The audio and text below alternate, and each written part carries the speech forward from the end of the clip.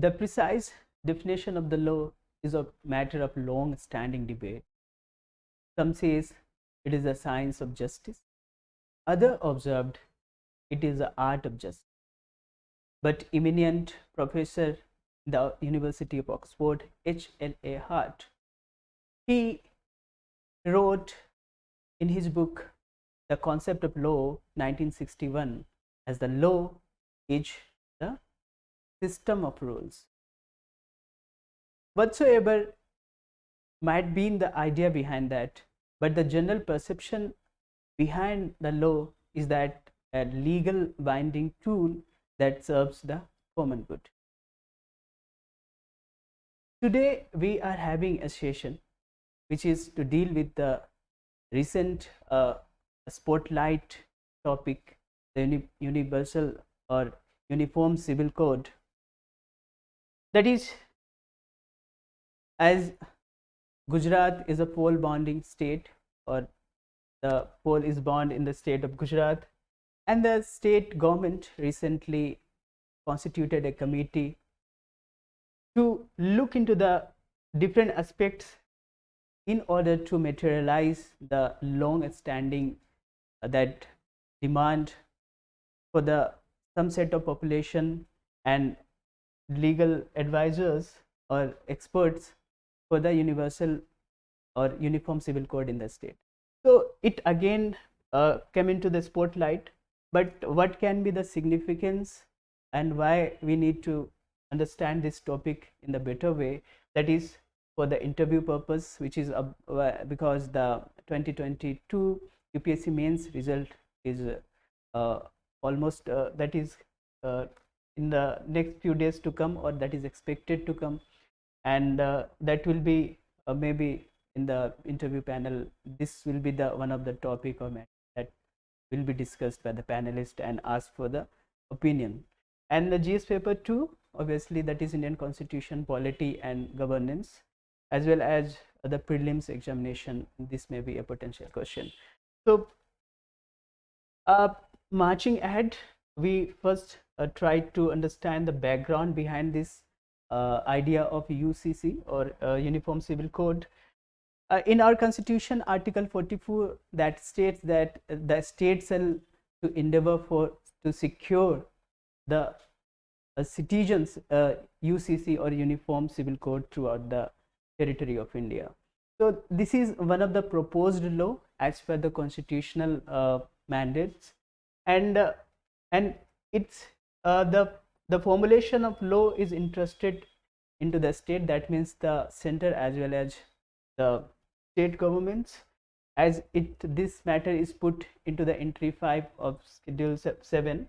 So this is under the concurrent list, and while implementing the personal laws for the citizens. So this is about the Uniform Civil Code, and it will be applied to the all regardless of their identity as a religion, a gender or sexual orientation. So this is something need to be kept in mind.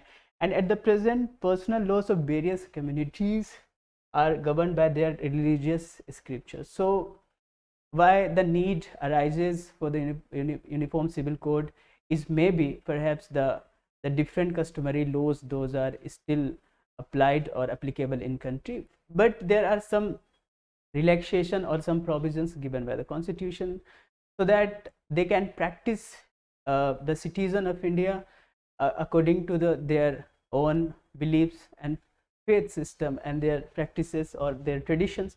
So these are the something which is need to be have a 360-degree view before implementing or rolling out any law that affect or influence the life of people in India in the matter of their religion, faith, practices. And so this is something really a topic of huge weightage or gravity. The idea behind UCC had its origin in the 1835 year during the British colonial age, when in 1834 when the first law commission was appointed during the time of the Governor General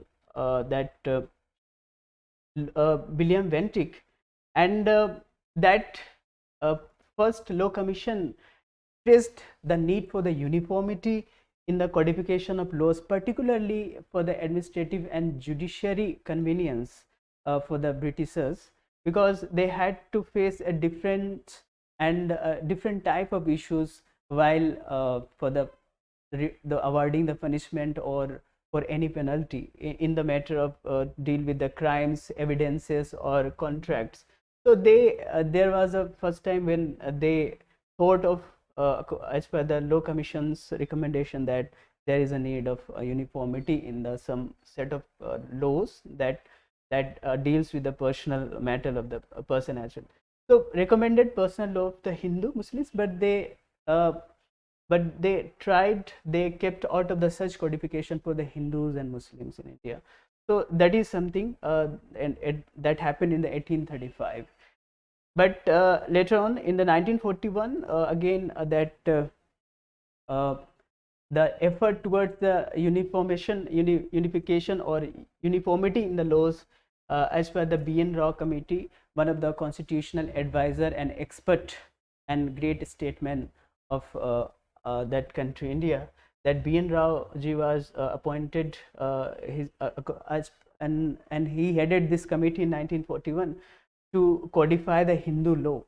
And uh, as per the recommendation of his committee, the 1956 the Hindu Succession Act, or that Hindu Code Bill was introduced, in which particularly to deal with the unwilled or unwelcome succession which were unexpected among the Hindu, Buddhist, Jain and Sikhs. So these four religious communities were kept within this the ambit of this Hindu Succession Act, but still the separate provisions for the Muslim, Christians and Parsis were there. So as we know that Shariat Act 1937 governs the Muslims personal law, and Indian Christian Marriage Act 1872 that was formed during the era of Lord Mayo, and Parsis Marriage Act, Divorce Act in the 1865. So these are the some personal laws exist in country, and what were the major opinions of the Constituent Assembly, and that is also need to be looked into, because while formulating the constitution, what they had the debates, what they had the opinions, that is still very relevant. So Constituent Assembly uniform set of laws to replace the distinct personal laws based on religion. That was a set of laws as per the Constituent Assembly, and that this idea of UCC is to govern the matters of marriage, divorce, adoptions and inheritance. So personal laws that not encompasses the whole the personal matter of a citizen or person, but that matters or that only things which going to affect or that going to serve is that marriage, divorce and adoption and inheritance. So this is need to be understood, that uniformity in the civil code, that means for the these four major pillars, and majority with the view they came up with the 5:4 for the inclusion in the part 4 instead of part 3, because there was some debate that these are going to influence the fundamental rights, so that the uniform civil code should be kept inside the that part 3 for the that is regarding to the fundamental rights. But with the majority 5-4 view, they paved the way for the inclusion in the part 4, that is this going to form the directive principle of state policy. So this is the duty of a state to ensure the obviously this uniform civil code. So that's why it came into the picture, and that become that paved or ingrained in our constitution.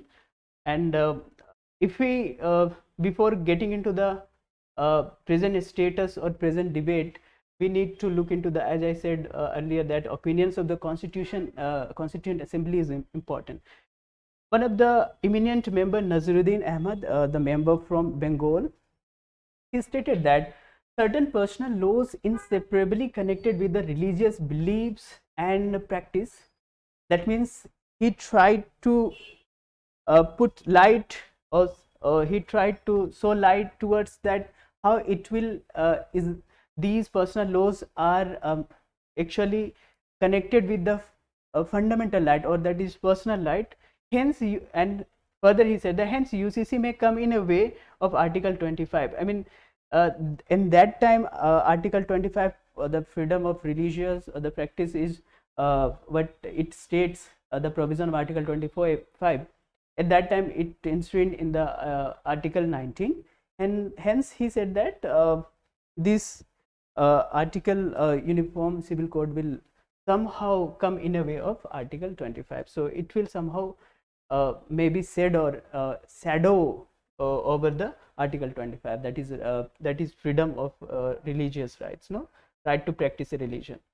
So, and he further said that time for UCC had not yet come, and the process had to be gradual and not without the consent of concerned communities. So he had a view that he is not against the UCC, but he said that there is a need for the stop and go or wait and watch that is needed, approach needed before going to universalize or uniform the civil codes.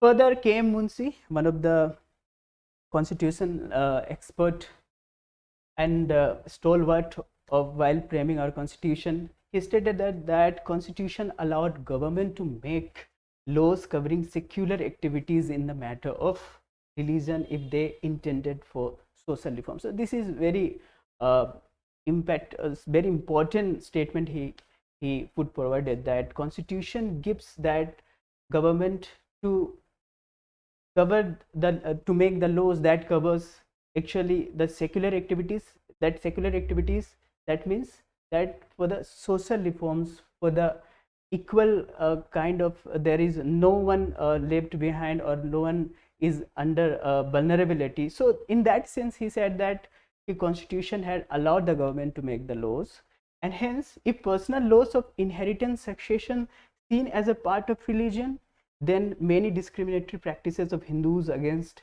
women could not be eliminated. So his idea or his view is we can say that is progressive and quite positive. Further, B.R. Ambedkar, he took the I think a golden mean path. UCC, he said that UCC should remain purely voluntary in initial stages, as Article 44 merely proposed that states shall endeavor to secure, which means it would not impose on all citizens. So he also somehow given the cautious the caution, he tried to caution that it should not be imposed on all citizens, it should be endeavored to secure, but it is something not to be imposed. So that is these are the three major opinions or arguments that were put forward in the Constitution Assembly's debate. But now what are the discourses at the present time, post independence, as we are celebrating the 75 years of independence, the Amrit Mahotsav. So country till the time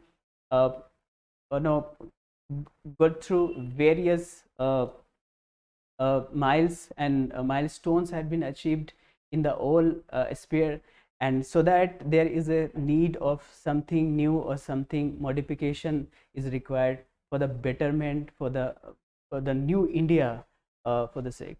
So one nation one law is the idea today that is actually the whole discussion and debate is revolving around. So this one nation one law, that is to bringing uniformity in laws, particularly criminal that is procedure code, the civil procedure code, these are the CRPCs 1973, CPC 1908, and the contract acts through over 100 amendments by states. So states are striving towards bringing the uniformity in these personal laws, that is to address the civil and criminal matters. So this is one of the effort that has been initiated to achieve uniformity in the laws. And however, laws of anticipatory bill find under Motor Vehicle Act differ from state to state. So still there are some laws which are different and applied differently in different states. As we know that the Motor Vehicle Amendment Act in recently, that is took in year 2019, when there is a fine of that 1,000 rupee for the not wearing a seat belt, but some states it's reduced to the 500. So that is, these are the some differentiated or different provisions as per their states and their requirements. So still some laws are still not uniform, even regarding to this the regarding to the like anticipatory bill or the fine under Motor Vehicle Act. So these are the still some areas of non-uniformity. Hence, evidences of plurality in the codified laws across the state. So these are the issues. The personal laws placed in the entry of 5, as we have now earlier discussed, that this is kept under the concurrent list to deal with the because India is one of the diverse country and serving different communities, so that require a special focus and attention, so that every states are interested with the forming their own laws, personal laws as per their need and requirement. So this is something important. And decoding codification of personal laws. So what are the personal laws still existed in India, and what are the some gray areas as well? So that is also needed for having a depth understanding of this matter. In Hindus, heterogeneity in the personal laws that governing Hindus even after Hindu Code Bill 1956, that quadrification, that is four separation of the four types of still laws, that is not uniform even within the Hindu acts, Hindus personal law, that is different, that is Hindu Marriage Act, Hindu Succession Act, Hindu Minority and Guardianship Act, Hindu Adoption and Maintenance Act. So these are the four different acts which are not codified within the single umbrella, the code, that bill. So still that is different. In the same time, marriage amongst close relatives are that is strictly prohibited under the Hindu Marriage Act of 1958, but some considered it is auspicious, particularly in the our southern states, Indian states like Tamil Nadu and Karnataka. Tamil Nadu, one of the that is one of the in the top of the table, that where marriage of any girl, or that is the marriage of the women, is about 26% of the Tamil Nadu's women are they preferred or to the first cousins. So they are marrying within their close relatives. Same with the Karnataka, about more than 25% women married to their first cousins. So they are still marrying to their close relatives, as that is prohibited, but that is prohibited as per the HMA 1955. So these are the some contrasting picture images that are that can be found across in the length of breadth of India. But at the same time, till 2005, that daughters could not make a co-person. That means they couldn't be make a the shareholder, or they are the one of the stakeholders under HSA 1956. That means they were not allowed to be a inherit the paternal properties or assets. But that was changed in the year 2005. Before that, still that HSA 1956 or Hindu Succession Act were not allowing to daughters. So that is changed later on. So these are the some issues or that need to be addressed. Some addressed, but some are not still. Now in the Muslim, we know that Muslims are governed by the Shariat Act 1937, but that is not uniformly applicable to all, because Shariat law that is applicable in not applicable in the Jammu and Kashmir. They are governed by their own customary laws of their Jammu and Kashmir. So that is something the variation, and not only the Jammu and Kashmir Muslims, but some sects like Ahmadiyas, they are governed by their own set of uh, distinct customary laws. So these are the some still contrasting pictures still in Muslim communities in India. And in tribals, the tribal groups are known for their diversity and distinctiveness, and that is something maybe one of the roadblock for the implementation of uniform civil code. And that is why, because groups regardless of the religion follows their own customary laws. For an example, I have given that Angami Nagas, those adopted or baptized as a Christian in the state of Nagaland, still they continue the practice of indigenous rituals of, that is Nanu or Gidda. That Gidda is one of cutting on selves. So these are the rituals still practiced, and they are governed by their customary laws and traditions. So despite of Christians that act that governs the Christian citizen of country, but still some tribes follow their own customary laws to their particular tradition or activities to be done. So that is something there that is to be followed. From the FX code standpoint, what is our Supreme Court, Honorable Supreme Courts have their views. In year 2019, Supreme Court said that Goa is a shining example. So as Goa Civil Code of 1867, that is of the Portuguese era, and during the Portuguese rule in the Goa and Daman and Diu, and they implemented and formulated the Goa Civil Code. That is some altogether a different. We know that Goa is one of having a special identity and place in our country for its rich culture and for unique cultural as well as traditions. So we all cherish the Goa state, and most of us may have might have that visited this state. But what is here that this permitting the polygamy for Hindus, but is the in the Hindus polygamy is prohibited as per the Hindu Marriage Act, but in the Goa that is permitted. So that is something distinct. And Muslim laws are governed by Shastric Hindu and Portuguese laws. So not the Shariat law that is what governing the Goan Muslims. And the concession to Catholic that if they solemnize their marriage, so there is no need for the registration in the court of law or in the family court, and the priest can dissolve marriage if that is solemnized in the church. So no need to dissolve case through the legal channel. So that is something a unique within the unique provisions within this Goan Civil Code. So on UCC,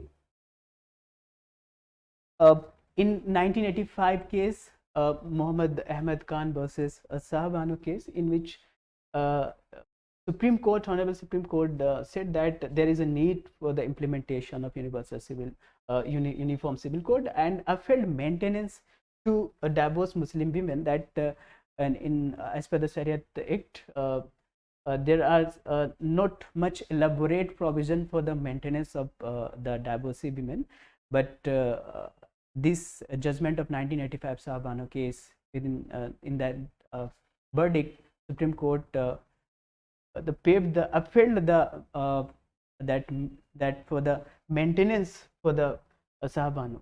So that is something a landmark judgment for the, that is not only for the Muslim women but the women empowerment as a whole.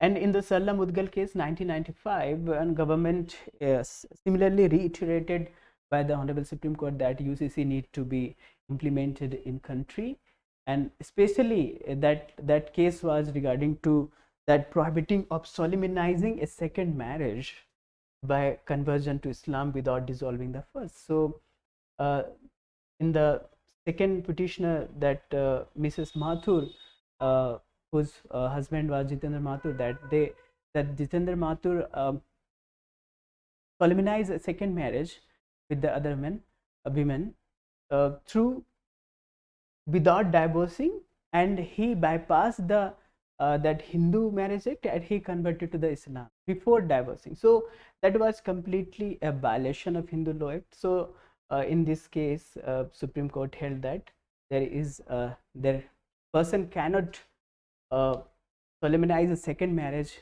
without divorcing the first, so dissolving the first marriage. So that is something landmark judgment. Now the law commission have opined its the precious recommendations, and as recently in the year 2016, after the triple talaq verdict, uh, Prime Minister or Honorable Prime Minister asked the Law Commission to look into the matter and the feasibility of UCC to be implemented in country.